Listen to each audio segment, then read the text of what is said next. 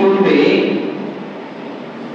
কোরআন কারীমের বর্ণনা মতে শুধুমাত্র আদম আলাইহিস সালামের সন্তানরাই নয়, বরং যুগে যুগে প্রত্যেক জাতির জন্য, প্রত্যেক উম্মতের জন্যই আল্লাহ রাব্বুল আলামিন কুরবানির ব্যবস্থা করেছেন। তার প্রত্যেকই আল্লাহর উদ্দেশ্যে কুরবানি করেছেন। সেই সুবাদে কোরআন কারীমের আয়াত আল্লাহ রাব্বুল আলামিন সূরা হজের 34 নম্বর আয়াত আল্লাহ বলতেছেন যে লিকুল্লি উম্মাতিন জাআলনা, যে প্রত্যেক উম্মতের জন্য আমি নির্ধারণ করেছিলাম মানসাকা কুরবানি, লিয়াযকুরুল্লাহ, যে কুরবানির পর তারা আল্লাহর নাম নিয়ে সেটাকে জবাই করবে। এজন্য পরবর্তী আয়াতগুলো থেকে আমরা বুঝতে পারি, বর্ণনাগুলো থেকে আমরা বুঝতে পারি যে এই কুরবানিটা শুধুমাত্র আমাদের উপরেই না, যুগে যুগে প্রত্যেক আম্বিয়া আলাইহিস সালামের সময়ে এই কুরবানির বিধানটা আল্লাহ রাব্বুল আলামিন দিয়েছিলেন। তো সেই সুবাদে আগামী কয়েকদিন পর আমাদের কাছে সেই মহান দিন চলে আসবে। তো আজকে আমরা আলোচনা করব কুরবানির কিছু গুরুত্বপূর্ণ তাৎপর্য এবং ফজিলত নিয়ে। আল্লাহ রাব্বুল আলামিন এই কুরবানিটা প্রত্যেক সামর্থ্যবান মুমিন বান্দা বান্দির উপর আল্লাহ রাব্বুল আলামিন এটা ওয়াজিব করেছেন, ফরজ করেছেন। কুরবানি এই শব্দটা কোরআনে কারীমের শব্দ। কুরবানি এই শব্দটা কোরআনে কারীমে আল্লাহ রাব্বুল আলামিন বলেছেন। ওই শব্দে বলেছেন হযরত আদম আলাইহিস সালামের সন্তানগণের কুরবানির ব্যাপারে আল্লাহ রাব্বুল আলামিন সূরা মাইদার যে আয়াতটা বলেছেন, সেই আয়াতের মধ্যে ইয করবা কুরবানা, আল্লাহ বলছেন যখন তারা দুইজন কুরবানি করেছিল। তো কুরবানি শব্দটা কোরআনের ভাষা। কোরআনে কারীমে আরো একটা শব্দ ব্যবহার করা হয় যেটা হলো নাহর, নাহরুন বলা হয়। নাহরুন শব্দটা আল্লাহ রাব্বুল আলামিন কুরবানির সমার্থক হিসাবে কোরআনে কারীমে ব্যবহার করেছেন। হাদিস শরীফে কুরবানি বলা হয় না, হাদিস শরীফের ভাষা হলো উযহিয়া। উযহিয়াতুল অর্থ কুরবানি, বহুবচনে বলা হয় আযাহি।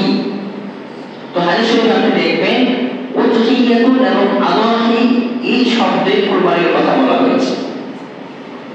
কুরবানির অনেক গুরুত্ব এবং ফজিলত রয়েছে। আল্লাহ রাব্বুল আলামিন স্বয়ং কোরআনে কারীমে বলতেছেন যে ফাসাল্লি লিরাব্বিকা ওয়ানহার, সূরা কাউসারে আমরা সকলেই জানি আয়াতটা। তো এই আয়াতের অর্থ আল্লাহ সামনে তর্জমা হচ্ছে যে তোমরা তোমাদের রব নবীকে আল্লাহ আদেশ করেছেন যে আপনি আপনার রবের উদ্দেশ্যে নামাজ পড়ুন, ওয়ানহার, এবং আপনি কুরবানি করুন। ওই যে একটু আগে শুরুতে বলেছিলাম যে কোরআনের আরো একটা ভাষা হলো নাহরুন। ওই নাহরুন থেকে ওয়ানহার, আপনি নহর করুন, কুরবানি করুন। তো বোঝা গেল এই আদেশটা, কুরবানির কথাটা স্বয়ং আল্লাহ রাব্বুল আলামিন আমাদেরকে করেছেন। এবার রাসূল করিম সাল্লাল্লাহু আলাইহি ওয়াসাল্লাম তিনি হাদিস শরীফে কুরবানির ব্যাপারে অনেক ফজিলত বলেছেন। একজন সাহাবী আল্লাহ নবী সাল্লাল্লাহু আলাইহি ওয়াসাল্লামের কাছে প্রশ্ন করলেন যে রাসূলুল্লাহ মানাদি আযাহি, যে এই কুরবানিটা কি, কি কুরবানি? তো আল্লাহ নবী ওই সাহাবীর প্রশ্নের উত্তরে বলতেছেন যে তুমি সুন্নাত আবিকুম ইব্রাহিম, যে এটা হলো তোমাদের পিতা ইব্রাহিম আলাইহিস সালামের একটা সুন্নাত, তরিকা, মিল্লাত, কাজ। তিনি এই কাজটা করে গিয়েছেন বিধায় আল্লাহ রাব্বুল আলামিনের কাছে এত ভালো লেগেছে এই কাজটা।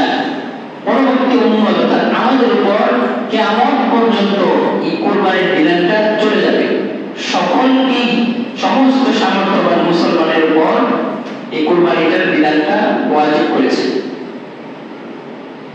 তো সেই ক্ষেত্রে আল্লাহ হাবিব সাল্লাল্লাহু আলাইহি ওয়াসাল্লামের কাছে একজন সাহাবী তিনি আসলেন। আল্লাহ হাবিব তাকে উদ্দেশ্য করে বলতেছেন যে এই যে কুরবানির বিধানটা, এই কুরবানির বিধানটা এটা ইব্রাহিম আলাইহিস সালামের সুন্নাত, যেহেতু এজন্য তোমরা সকলেই কুরবানি করো। তো কুরবানির ব্যাপারে কিছু নতুন কিছু মাসালা নয়, সবকিছু পুরনো মাসালা। তো এক বছর অতিক্রম হওয়ার কারণে দেখা যায় অনেকের মধ্যে এই কুরবানির বিধানটা কিছুটা ভুলে যাওয়ার মতো অবস্থা হয়ে যায়। কিন্তু বিধানগুলো খুবই সহজ। জেনে নিই যে কুরবানি কার উপর ওয়াজিব। আমাদের সমাজের মধ্যে 5 শ্রেণীর ব্যক্তির উপর কুরবানি এটা ওয়াজিব, আর 5 শ্রেণীর উপর কুরবানি ওয়াজিব নয়। 5 শ্রেণীর ব্যক্তি যারা, সর্বপ্রথম হলো মুসলমান হতে হবে। অমুসলিমের উপর কুরবানি ওয়াজিব না। মুসলমান হওয়ার পর তারপর দেখতে হবে ওই ব্যক্তিটা বালেগ কিনা, প্রাপ্তবয়স্ক কিনা। নাবালেগের উপর কোনো কুরবানি। আবার তৃতীয় নম্বরে দেখতে হবে যে তার মস্তিষ্ক ঠিক আছে কিনা। সুস্থ মস্তিষ্ক হলেই কুরবানি ওয়াজিব হবে। অসুস্থ ব্যক্তির উপর, মস্তিষ্ক বিকৃত এমন মানুষের উপর কুরবানি ওয়াজিব না। 4 নম্বরে দেখতে হবে মুসাফির যদি না হয়, মুকিম হয়, মুসাফিরের বিপরীত, অর্থাৎ সফরকারী ব্যক্তি ছাড়া যারা বসবাস করে তাদের উপর কুরবানি ওয়াজিব হবে। সর্বশেষ সম্পদশালী ব্যক্তি হতে হবে। সম্পদশালী ব্যক্তি ছাড়া কুরবানি ওয়াজিব হবে না। তো এই সম্পদের বিষয়টা রমজান মাসে যাকাতের আলোচনা করেছিলাম।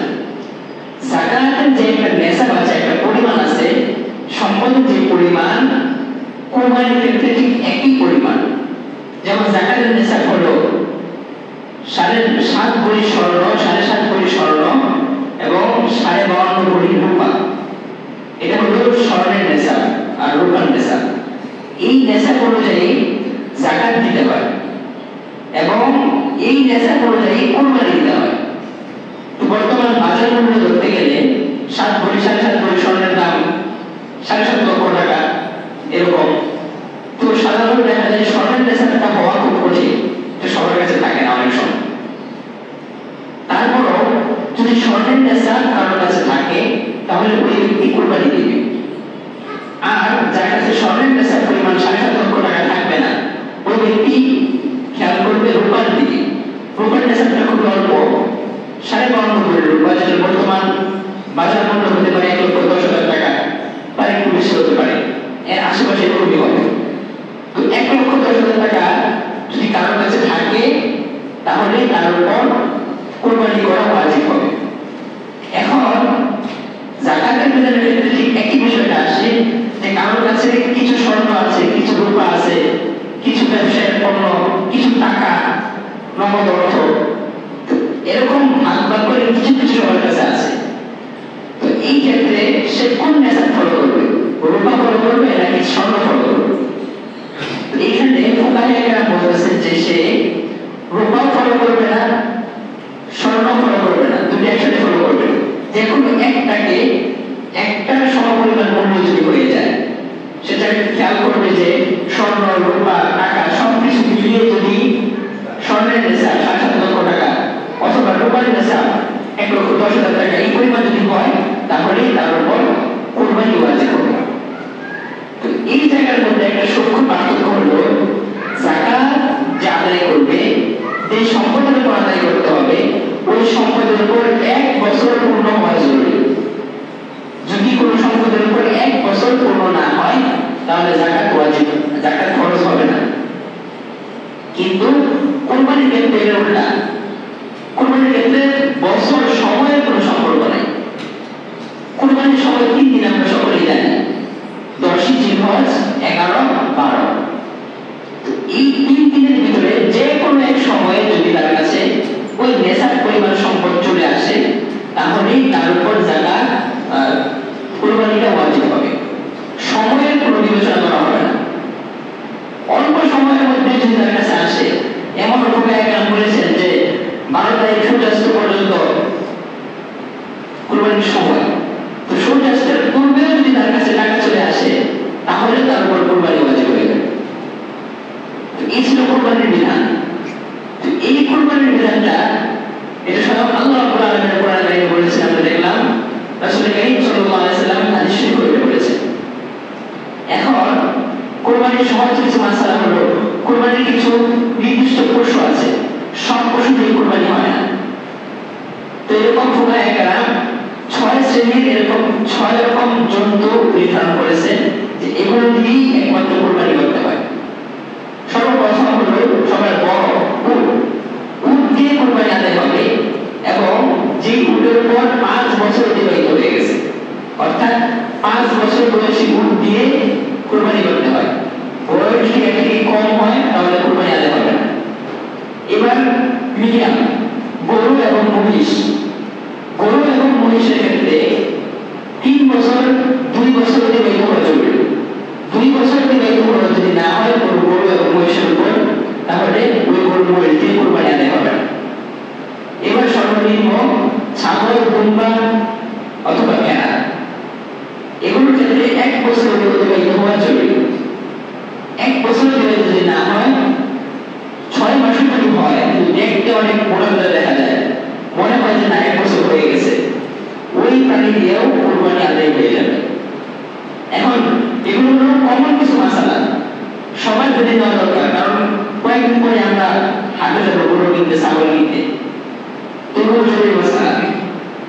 আর সব থেকে বড় যে বিষয়টা আমাকে আপনার খেয়াল রাখতে হবে, বয়স অবশ্যই খেয়াল রাখবো, কোন ত্রুটিযুক্ত পশু আমরা কিনব না। শিং অর্ধেক ভাঙা, কান কাটা, অর্ধেক কাটা, পুরোটা কাটা, জন্মগতভাবে কান নাই, চোখ নাই, এরকম ভাবে দুর্বল, জীর্ণশীর্ণ, চলতে পারে না, হাঁটতে পারে না, তো সমস্ত ত্রুটিগুলো খেয়াল করব। ত্রুটিমুক্ত একটা পশু কোরবানি করা, এটাই হলো শরীয়তের বিধান। তো এইগুলো কোরবানির কিছু কমন মাসালা। এবার আসে ফজিলতের দিকে। কোরবানি করার অনেক ফজিলত। রাসূল করিম সাল্লাল্লাহু আলাইহি ওয়াসাল্লাম মদিনায় অবস্থান করেছেন 10 বছর। ইবনে ওমর রাদিয়াল্লাহু তাআলা থেকে হাদিসটা বর্ণিত, রাসূল করিম সাল্লাল্লাহু আলাইহি ওয়াসাল্লাম বলেন, ইবনে ওমর বলতেছেন যে রাসূল আকামা রাসূলুল্লাহ সাল্লাল্লাহু আলাইহি ওয়াসাল্লাম বিল মদিনা 10 সিনিনা, রাসূল 10 বছর মদিনায় অবস্থান করেছেন। ইউহি কুল্লা সানাতিন, 10 বছর ধরে তিনি প্রতি বছর কুরবানি করেছেন। তো এখানে একটা গুরুত্ব প্রকাশ পায়। আল্লাহ রাসূল সাল্লাল্লাহু আলাইহি ওয়াসাল্লামের কথা, কাজ, এগুলো তো আমাদের জন্য আমল করা জরুরি, সুন্নাত, ওয়াজিব, আমল করতেই হয়। আল্লাহ রাসূলের একটা ইশারা যদি ইশারা করে থাকে, ওই ইশারা অনুযায়ী উম্মতের উপর আমল করা জরুরি, ওইটা আমাদের জন্য হাদিস হয়ে যায়। তো এই ক্ষেত্রে যেহেতু আল্লাহ হাবিবের ইশারার এত গুরুত্ব, আর সেখানে আল্লাহ হাবিব 10 বছর একাধারে তিনি কুরবানি করেছেন, আল্লাহ রাসূলের আমল, ইশারার গুরুত্ব এত বেশি হলে আমলের গুরুত্ব কত বেশি, এটা থেকে আমরা বুঝে আসি। এজন্য আল্লাহ হাবিব যদি গুরুত্ব নাই হতো, তাহলে মদিনার জীবন 10 বছরের জীবন তিনি প্রতি বছর কুরবানি করতেন। এই জন্য সামর্থ্যবান সকলকে আল্লাহ হাবিব সাল্লাল্লাহু আলাইহি ওয়াসাল্লাম কুরবানি করার প্রতি উৎসাহিত করেছেন। এবার আসে আরেকটা হাদিসের দিকে। হাদিসটা হলো তিরমিজি শরীফের একটা হাদিস।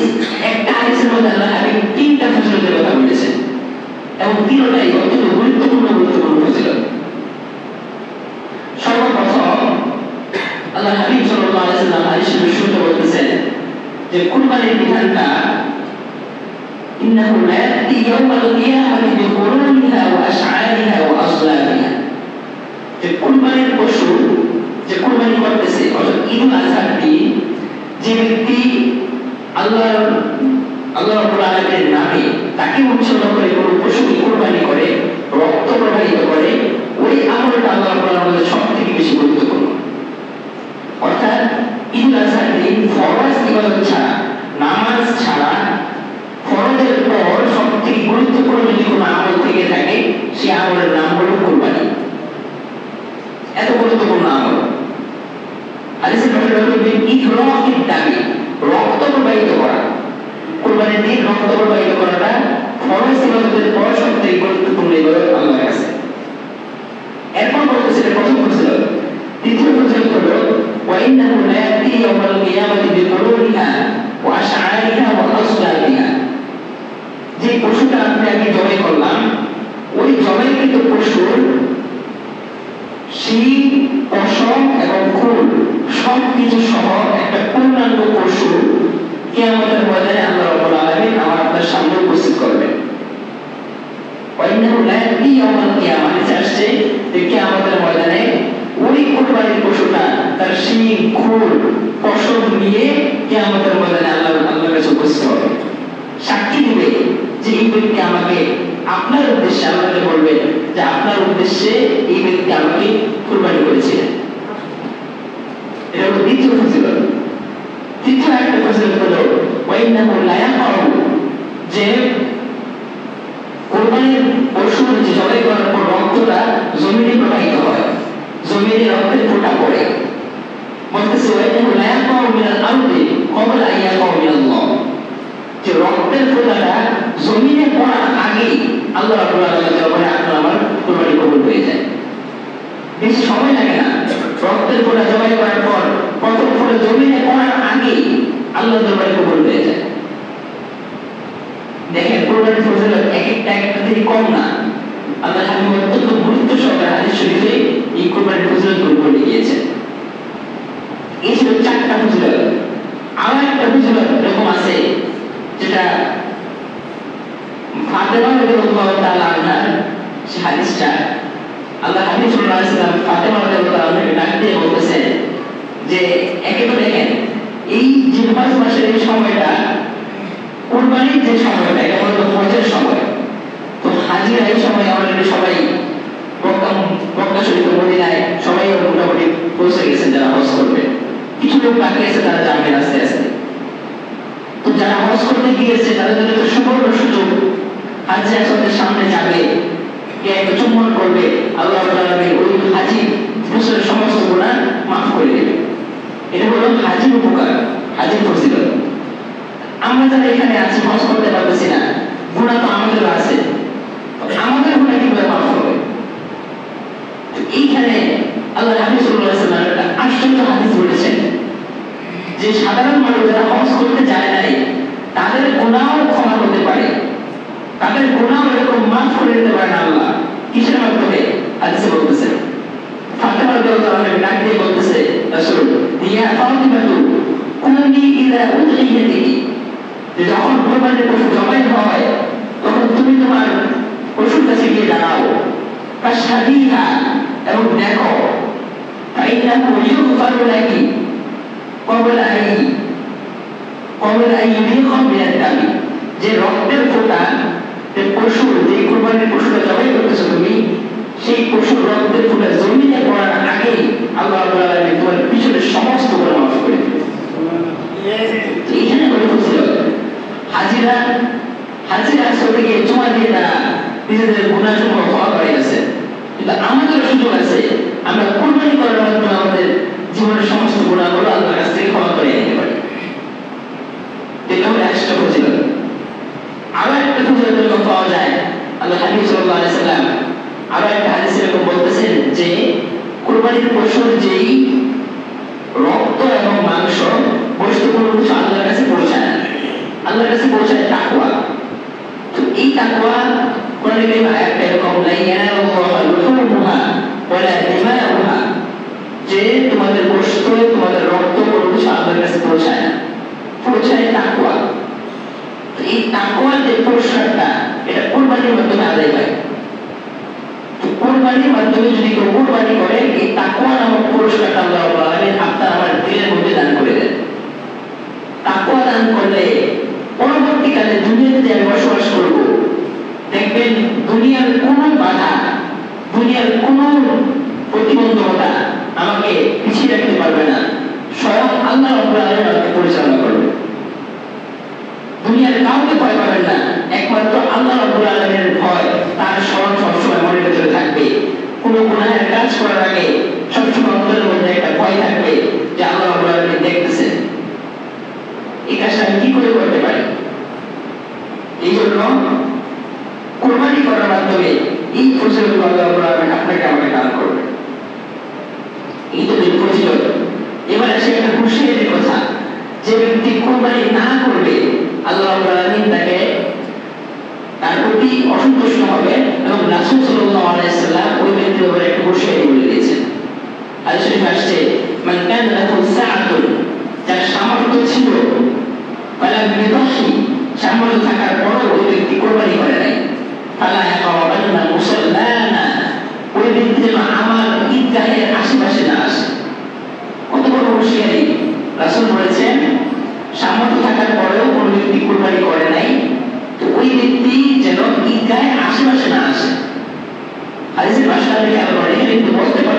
যেন না আসে। রাসূল বলেছেন ফালা ইয়াকাওয়ান্না, ইয়াকাওয়া কোন শব্দের অর্থ হলো নিকটবর্তী হওয়া। রাসূল বলেছেন ফালা ইয়াকাওয়ান্না, সেজন্য আমাদের ঈদগাহে নিকটবর্তীও না হয়। তো এর থেকে বুঝে আসে সামর্থ্য থাকার পরও যদি কুরবানি না করে তাহলে কতটা ভয়াবহ পরিণাম। এই ছিল কুরবানি সম্পর্কে কিছু মূল কথা। কুরবানি সম্পর্কে আরো কিছু মাসালা, গুরুত্বপূর্ণ মাসালা, এগুলো আমরা আগামী সপ্তাহে আলোচনা করব। তো এই ছিল কুরবানির আলোচনা। এবার আসি, এখন আমরা জিলহজ মাসে, আজকে জিলহজ মাসের জিলকদ মাসের শেষ দিন, কালকে থেকে আগামীকাল সূর্যাস্তের পর থেকে জিলহজ মাস শুরু হয়ে যাবে। তো এই জিলহজ মাসটা, এই মাসের প্রথম 10 দিন, এটা আল্লাহ রাব্বুল আলামিনের অত্যন্ত গুরুত্বপূর্ণ একটা সময়, অত্যন্ত গুরুত্বপূর্ণ। আমরা সকলে জেনে থাকবো সূরা ফাজর 30 নম্বর পারায় সূরা ফাজর যে আছে, সূরা ফাজরের প্রথম 2 এবং 3 আয়াত, ওয়াল ফাজর ওয়া লায়ালিন আশর ওয়াশ শাফঈ ওয়াল ওয়াতর, এই দুইটা আয়াত আল্লাহ রাব্বুল আলামিন জিলহজ মাসের এই প্রথম 10 দিনের ব্যাপারে বলেছেন। এখানে আল্লাহ রাব্বুল আলামিন এই 10 দিনের কসম করেছেন। আর কোরআন তাফসীরের একটা মূলনীতি হলো আল্লাহ রাব্বুল আলামিন যেই বিষয়ের কসম খান, যেই বিষয়ের কসম দিয়ে আল্লাহ রাব্বুল আলামিন কোনো কথা বলেন কোরআনে, ওই বিষয়টা অনেক বেশি গুরুত্বপূর্ণ। এরকম কোরআন শরীফে অনেক জায়গায় আল্লাহ রাব্বুল আলামিন কসম খেয়েছেন, ওয়াল আসর ওয়াল ফাজর ওয়া লায়ালিন আশর ওয়াশ শাফঈ ওয়াল ওয়াতর। আল্লাহ বলতেছে যে ওয়া লায়ালিন আশর, ওই 10 রাতের কসম, ওয়া লায়ালিন আশর ওয়াশ শাফঈ ওয়াল ওয়াতর, জোহর এবং বিজোড়, এই 10 দিনের জোহর রাত্রিগুলো, বিজোড় রাত্রিগুলো, সবগুলোর ব্যাপারে আল্লাহ রাব্বুল আলামিন কসম করেছেন। এক থেকে বুঝে আসে এই জিলহজ মাসের প্রথম দশকের কত গুরুত্ব। কোরআন কারীমের আরো একটি আয়াত আল্লাহ রাব্বুল আলামিন এই প্রথম দশক, জিলহজ মাসের প্রথম দশকের প্রতি ইঙ্গিত করেছেন। আয়াতটা এরকম, লিয়াশহাদু মানাফিআ লাহুম, আল্লাহ রাব্বুল আলামিন হাজিদেরকে উদ্দেশ্য করে এবং সবাইকে উদ্দেশ্য করে বলতেছেন যে তারা তাদের উপকার করে তারা আদায় করবে। লিয়াশহাদু মানাফিআ লাহুম ওয়া ইয়াযকুরু ইসমাল্লাহ, এবং তারা আল্লাহর নামের জিকির করবে, আল্লাহর নাম নিবে, ফি আইয়ামিন মা'লুমাত, কিছু নির্দিষ্ট দিনগুলোতে। আল্লাহ বলতেছেন কিছু নির্দিষ্ট দিনে তারা আমার নাম উচ্চারণ করবে, আমার জিকির করবে। তো মুফাসসিরিনে কেরাম এখানে আইয়ামিন মা'লুমাতের ব্যাখ্যা করেছেন যে আল আইয়ামুল আশর মিন যিলহিজ্জা, জিলহজ মাসের প্রথম দশকের কথা এই আয়াতে আল্লাহ রাব্বুল আলামিন বলেছেন। এই ছিল জিলহজ মাসের প্রথম দশকের গুরুত্ব। এবার হাদিসে দেখি, আল্লাহ হাবিব সাল্লাল্লাহু আলাইহি সাল্লামের কাছে এক ব্যক্তি প্রশ্ন করলেন, ইয়া রাসূলুল্লাহ, আল্লাহ হাবিব প্রশ্ন করলেন যে মান আমালু মিন হাযিহিল আইয়ামিল আশর, জিলহজ মাসের প্রথম দশকের যে ইবাদতের আমল, এই আমলের গুরুত্ব অন্য কোন দিনের দশকের মধ্যে ওই ইবাদতের সবটা পাওয়া যায় কিভাবে? তো সাহাবায়ে প্রশ্ন করলেন, ইয়া রাসূলুল্লাহ ওয়ালাল জিহাদ, জিহাদ কিন্তু ইসলামের মধ্যে একটা গুরুত্বপূর্ণ ফরজ বিধান, যেটা আমাদের আলোচনার বাহিরে চলে গেছে। এখন নামাজ রোজা যেরকম ফরজ, জিহাদও কিন্তু ইসলামের একটা গুরুত্বপূর্ণ ফরজ বিধান। এই জন্য সাহাবায়ে প্রশ্ন করলেন, ইয়া রাসূলুল্লাহ, আল্লাহ হাবিব যখন বললেন যে এই 10 দিনের ইবাদত অন্য কোন 10 দিনের ইবাদতের সাথে ধারে কাছেও যাবে না, এত বেশি গুরুত্ব। তো সাহাবী প্রশ্ন করলেন, ইয়া রাসূলুল্লাহ ওয়ালাল জিহাদ, জিহাদও কি এত ফজিলত না? আল্লাহ হাবিব বললেন না, সাময়িক জিহাদে বের হওয়ার সওয়াব এত বেশি না, তত বেশি জিলহজ মাসের প্রথম দশকের ইবাদতের সওয়াব। এই জন্য জিলহজ মাসের প্রথম 10 দিনের ব্যাপারে এরকম আমাদের কিছু করণীয়, 4-5টা করণীয় আছে। এই কাজগুলো যদি আমরা করতে পারি তাহলে আশা করা যায় আল্লাহ রাব্বুল আলামিন ওই সওয়াবগুলো আমাদেরকে দান করবেন। কোন মুফাসসিরিনে কেরাম বা মুহাদ্দিসিনে কেরাম এরকম বলে থাকেন যে জিহাদ করার যে ফজিলতটা, এই ফজিলতটা যদি আল্লাহ রাব্বুল আলামিন এই জিলহজ মাসের প্রথম দশকে আমাদেরকে দান করে থাকেন, তো সেই হিসাবে জিলহজ মাসের প্রথম দশক রমাদান কারিমের পর সবথেকে বেশি গুরুত্ব বহন করে। আমরা জানি রমজান অনেক গুরুত্ব বহন করে। রমজানের পর দ্বিতীয় বৃহত্তম সবথেকে গুরুত্বপূর্ণ সময়গুলো হলো জিলহজ মাসের প্রথম 10 দিন। তো এখানে আমাদের কিছু করণীয় আছে, এই করণীয় সম্পর্কে আমরা আলোচনা করব। আল্লাহ হাবিব সাল্লাল্লাহু আলাইহি ওয়াসাল্লাম বলেছেন যে মা মিন আইয়ামিন আযমু ইনদাল্লাহ ওয়া লা আহাব্বু ইলাইহিল আমালু ফিহিন্না মিন হাযিহিল আশর। যে এই 10 দিনের ইবাদত আল্লাহর কাছে অনেক গুরুত্বপূর্ণ এবং অনেক বেশি ভালোবাসার পাত্র এই 10 দিনের আমল যারা করবে তারা। এবার বলতেছে যে ফাকসিরু ফিহিন্না মিনাত তাকবীর ওয়াত তাহমীদ ওয়াত তাহলিল। তিনটা কথা বলেছেন, তোমরা এই দিনে বেশি বেশি জিকির করো। অর্থাৎ এই 10 দিনের যে সময়টা আছে এই সময়ে যখনই আমি রাস্তা চলাফেরা করবো, যে কোনো অবস্থায় আমি থাকবো, জিকির করি। তিনটা জিকিরের কথা বলেছে। একটা হলো আত-তাহলিল, তাহলিল বলা হয় লা ইলাহা ইল্লাল্লাহ, এই জিকিরটাকে। একটা আছে আত-তাকবীর, তাকবীর বলা হয় আল্লাহু আকবার এটাকে। আর তাহমিদ আরেকটা জিকিরের কথা বলা হচ্ছে, সেই জিকিরটা হলো আলহামদুলিল্লাহ। তো এই তিনটা জিকিরের কথা আমরা পেলাম, লা ইলাহা ইল্লাল্লাহ, আল্লাহু আকবার, আলহামদুলিল্লাহ। এই তিনটা জিকিরের কথা হাদিস শরীফে আসছে যে এই তিনটা জিকির বেশি বেশি করতে বলা হয়েছে। এমন হাদিসে পাওয়া যায় যে একজন সাহাবী একবার মসজিদ নববী থেকে বের হয়েছে, বের হয়ে সাথে দূরে গিয়ে একটা বাজার আছে, বাজারে অনেক মানুষের সমাগম। বাজারে গিয়ে সাহাবী একবার এমন করতেন যে সেখানে গিয়ে চিৎকার করে ডাক দিয়ে বলতেন যে আইয়ুহান নাস ফাকসিরু মিনাত তাকবীর ওয়াত তাহমীদ, তোমরা বেশি বেশি জিকির করো। তো বাজারের মাঝখানে গিয়ে আল্লাহু আকবার, লা ইলাহা ইল্লাল্লাহ এরকম তাকবীর দিতেন জোরে জোরে। তো উদ্দেশ্য কি ছিল? যেন দুনিয়ার প্রতি গাফেল হওয়া যে সমস্ত লোক বাজারে চলাফেরা করতেছে, কেনাবেচা করতেছে, তারাও যেন এই গাফলতির অন্ধকার থেকে ফিরে এসে জিকিরের আওয়াজ শুনে তারাও যেন উচ্চারণ করে মনে মনে জিকির করতে থাকে। এই জন্যই যে আমাদের তাকবীরটা আছে আল্লাহু আকবার, আল্লাহু আকবার, লা ইলাহা ইল্লাল্লাহ, আল্লাহু আকবার, আল্লাহু আকবার, ওয়া লিল্লাহিল হামদ। এই যে তিনটা জিকিরের কথা হাদিসে বলেছে, এই তিনটা জিকিরের কম্প হলো এই একটা দোয়া বা একটা তাকবীরের তাশহীদ যেটা আমরা দিই। তিনটা জিকিরের সমন্বয় এটা। এখানের মধ্যে লা ইলাহা ইল্লাল্লাহ আছে, আলহামদুলিল্লাহ আছে, আল্লাহু আকবার আছে। এজন্য এই তাকবীরটা আমরা বেশি বেশি দিব। শুধুমাত্র ঈদের দিন তাকবীর দিব এরকম না, এই পুরা 10 দিন যখনই মনে হবে তখনই এই জিকিরটা আমরা মুখে উচ্চারণ করি। এটা আমরা হাদিস রাসূলের নির্দেশ। এটা আমাদের প্রথম আমল। এবার দ্বিতীয় আমল হলো যে আল্লাহ হাবিব সাল্লাল্লাহু আলাইহি ওয়াসাল্লামের একাধিক স্ত্রী থেকে এই হাদিসটা বর্ণিত আছে। এমনকি আমাদের আয়েশা রাদিয়াল্লাহু আনহা হাদিসটা বর্ণিত। তিনি বলতেছেন হাদিসটা যে কানা রাসূলুল্লাহ সাল্লাল্লাহু আলাইহি ওয়াসাল্লাম ইয়াসুমু 9 মিন যিলহিজ্জাহ। আল্লাহ হাবিব সাল্লাল্লাহু আলাইহি ওয়াসাল্লাম জিলহজ মাসের প্রথম 9 দিন একাধারে রোজা রাখতেন। জিলহজ মাসের প্রথম 9 দিন একাধারে তিনি রোজা রাখতেন। বুঝে কতটা গুরুত্ব, যেটা আগে বলেছিলাম যে আল্লাহ হাবিবের একটা ইশারা যেটা আমাদের জন্য আমল করা জরুরি হয়। তো এই ক্ষেত্রে আল্লাহ হাবিবের আমল তিনি কাজ করেছেন, স্মরণ করে রোজা রেখেছেন। তো এই রোজাটা কতটা গুরুত্বপূর্ণ। এমন হাদিস পাওয়া যায় যে আল্লাহ হাবিব সাল্লাল্লাহু আলাইহি ওয়াসাল্লাম যে 9 দিন রোজা রেখেছেন, এই 9 দিনের প্রতিদিনের রোজার বিনিময়ে আল্লাহ রাব্বুল আলামিন 1 বছরের রোজার সওয়াব দান করে দেন। এত গুরুত্ব। এজন্য চেষ্টা করবো আমরা একাধারে রোজা রাখার। যদি একান্ত নাই হয় কমপক্ষে 2-3টা রোজা আমরা সকলেই রাখি, এই চেষ্টা আমরা সকলেই করি। আমাদের দ্বিতীয় আমল, জিলহজ মাসের তৃতীয় একটা আমল হলো আরাফার দিন রোজা রাখা।